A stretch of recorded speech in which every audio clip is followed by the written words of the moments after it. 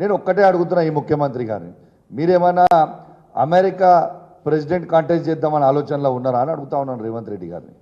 అసలు ఇక్కడ ప్రజలందరూ ఇబ్బంది పడుతూ ఉంటే ఎంజిఎం హాస్పిటల్లో నిన్న కుక్కలు గరిచి ఒక చిన్నారి పుట్టిన అబ్బాయిని చంపేసినాయని వస్తూ ఉంటే ఒక్కరు కూడా స్పందించరే. అసలు ఈ ముఖ్యమంత్రి గారిని ఇంకో ప్రశ్న నేను అడగాలన్నా అనుకుంటున్నాను. తను ఏమన్నాడు, తను పిసిసి ప్రెసిడెంట్గా ఉన్నప్పుడు ఎన్ఆర్ఐలని ఏమన్నాడు, నాన్ రిలయబుల్ ఇండియన్స్ అన్నాడు.